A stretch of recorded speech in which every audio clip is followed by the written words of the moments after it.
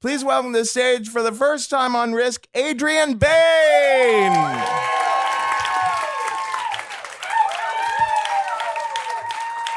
Awesome.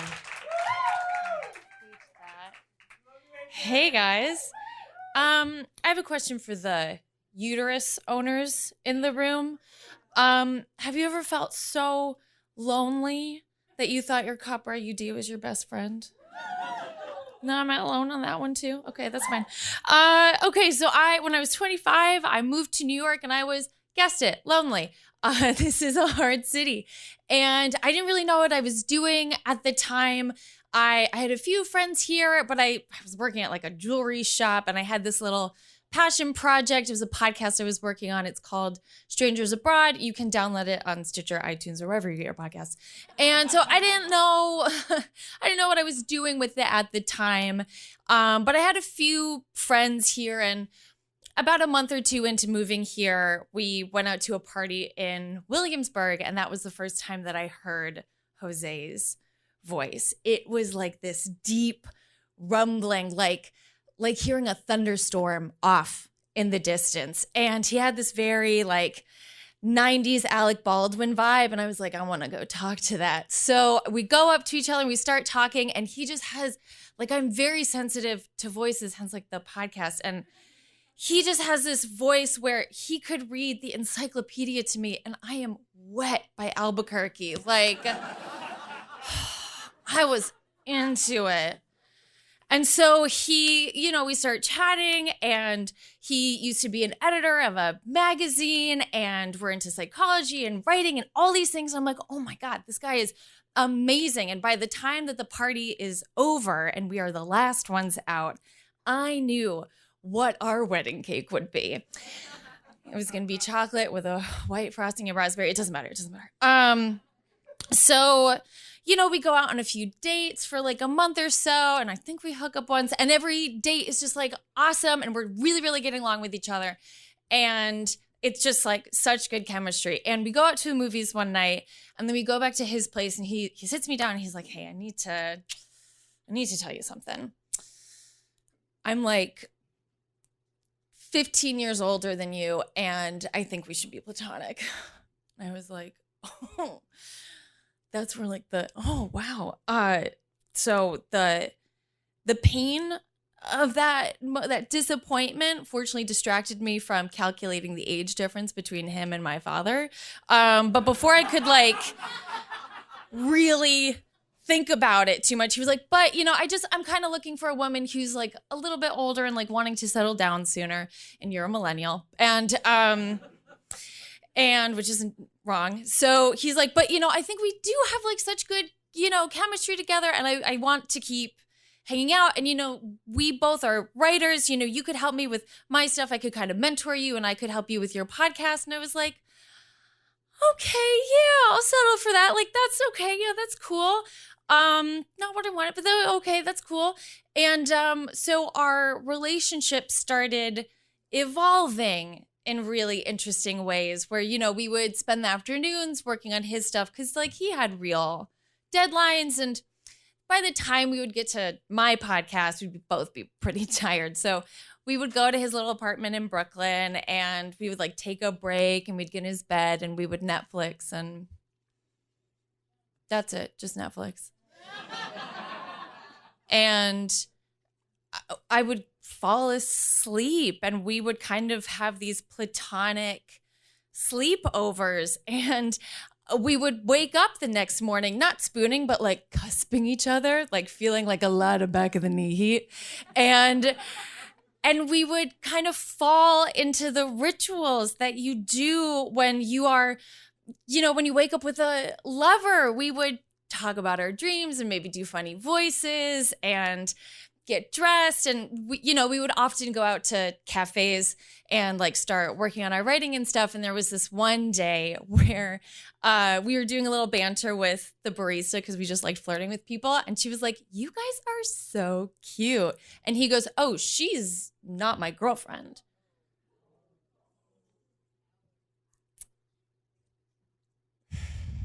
Which is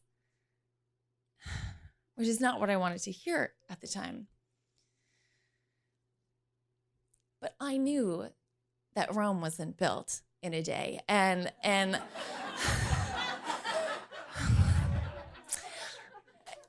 I would just have to be a little bit more patient. So I started doing more. Like taking his mail out for him or cleaning his room. Or being just like an overall emotional atlas for like 40 plus years of issues. But my real friends at the time were like, what the fuck are you doing cleaning a 40-something-year-old's apartment and he's not eating your pussy out? Like, what is going on? I was like, well, yeah, I can't really, but I had this dream. That we would have this little writer's cove in the Hudson Valley and we would make omelets every morning with our chickens. Like, I wanted that. I really wanted that. Until one day, I go over to his apartment and we're going to work on like a video for one of his writing courses. And I step into his apartment. He's got a roommate and it's, I step into the living room - kitchen - yoga studio - writing studio - whatever, because we live in closets in New York. And his bedroom is like attached to it. And it's just really one giant room with a little divider. And his roommate's room is to the right. And we're supposed to film a video. So I had written a script and he takes a look at it, tosses it aside, and starts to think that he's Wayne Brady from Whose Line Is It Anyway? And just starts improvising. And it's so bad. It's so bad. And we're doing like take after take after take. And I'm like, no amount of UCB classes can fix you. And he can tell that I'm getting a little tense. That I'm like, oh my God. So he's like, okay, I heard about this one little trick where since we're only being videotaped from like the shoulders up, what if we just took our pants off just to like play, just to like ease tensions? And I'm like, I see what the trick is. But like, yeah, I'm going to take my pants off. So I take my pants off and we're sitting on the couch, thighs not touching, but again, like a lot of thigh heat. And we do a take and it works. It like actually works. We only have to do it one more time. I was like, great, this is done. This is over with. I'm done with this. Let's reward ourselves. Let's watch some Rick and Morty. So I get up. I'm disappointed I didn't wear cuter underwear and I turn the lights off and I sit back down next to him and we start watching. And just a side note, I'm not like a super traditional girl. Like I don't need chocolates or flowers. But a kiss would be nice before you start finger blasting me. And all of a sudden, he's just like hand, like no seduction whatsoever. But I'm like, well, okay, it's happening. Like it's happening. I'm not going to be upset about this. So he scoops me up. He throws me to the bed. And it's just like, we're just like two squirrels running up a tree together. We're just like, it's 4 months of sexual tension. And so finally, after about 15 minutes, he gets this weird like panic, like, oh God, I didn't lock the door. Can you just get up and lock the doors just in case my roommate? And I was like, yeah, that's totally fine. So I get up, I flick on the lights, I look back at my conquest, and I've never seen so much blood.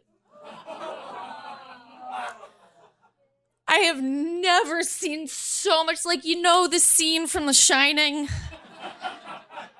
Where the doors open and it's just a river. Like it looks like and he jumps up. And I don't know if you've ever seen like a lot of blood on a living body before, but it's horrifying. Like it looks like a haunted house should have hired him to just be a naked man running around covered in blood. Like it was so, oh my God, it was so scary. So he jumps up, we look at each other, and then we look at our own bodies, and then we look at the bed, and then we look at and he's not screaming and I'm not in pain, so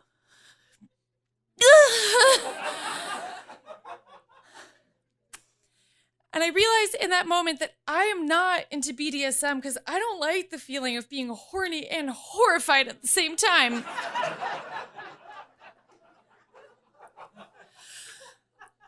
So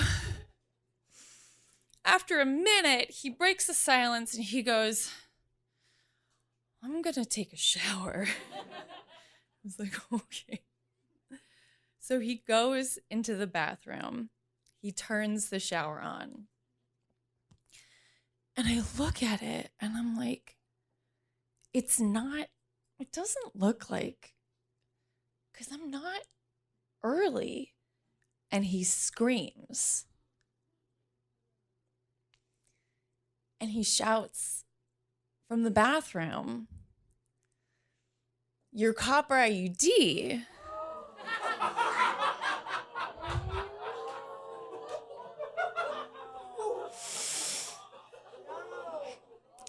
lacerated my penis. My copper IUD was setting the boundaries that I wasn't able to do.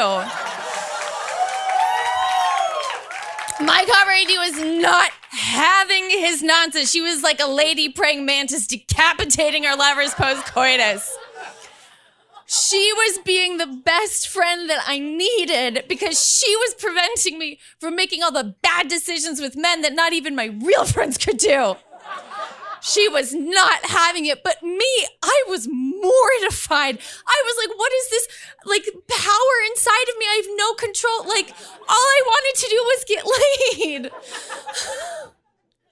And so he runs in, and he's like, we need to go to the hospital. And I'm like, yeah, let me just wipe this Game of Thrones episode off of me.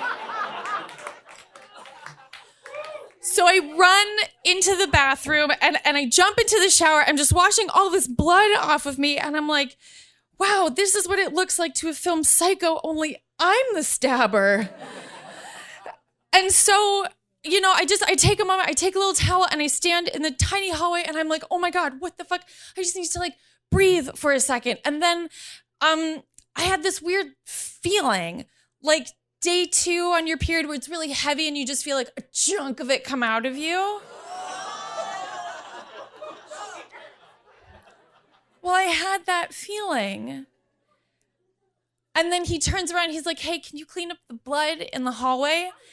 And I look down and I'm bleeding his blood.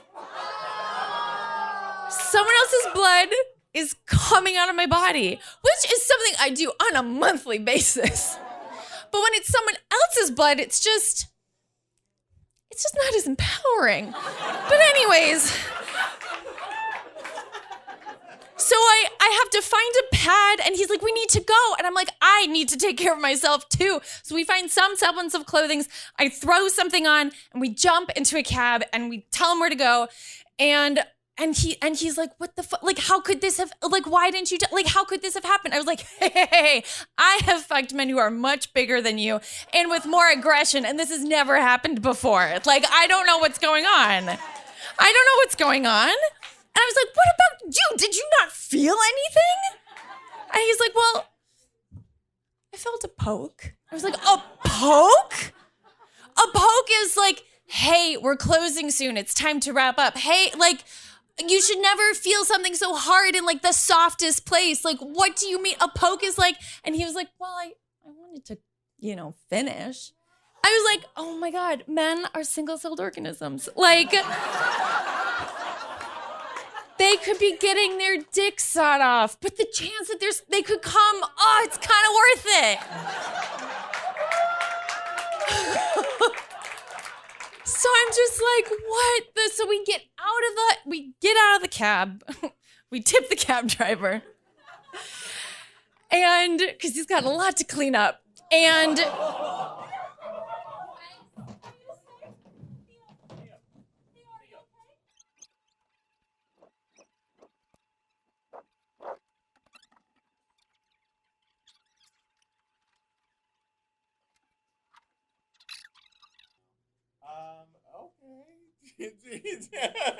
should I go on? Like, oh my God.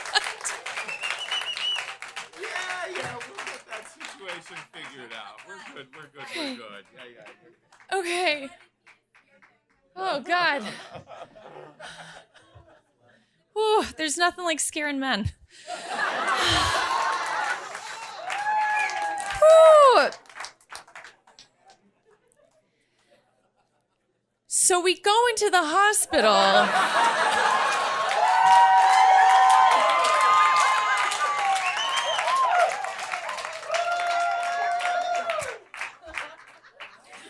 Whew. Sending good vibes. Whew, sending good vibes. So we get into the hospital and we look like an odd couple because he's holding himself like a G and I'm walking in bow-legged because I don't want my thighs to touch. And we get up to the receptionist and she's like, "Hi, how can I help you?" And we explain the situation and she just kind of like casually writes us down like it's her third lacerated penis of the day. And we sit down and then finally the doctor comes in and takes us in and he gets us all settled and he lays him down and the doctor leaves for a second and he reaches his hand out. And I take it, but it feels like an obligation. And I was kind of tired of cleaning up his mess. So the doctor comes in and he starts talking to me and he's like, "Let me just assess your relationship. Like, how long have you been together? Like, has this ever happened before?" And I was like, "Oh, he's not my boyfriend."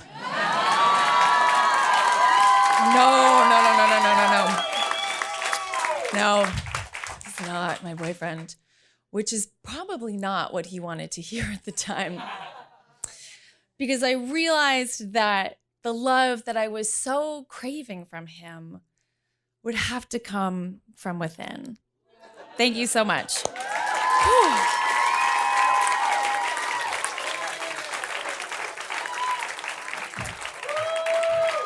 Please welcome to the stage, David Arroyo.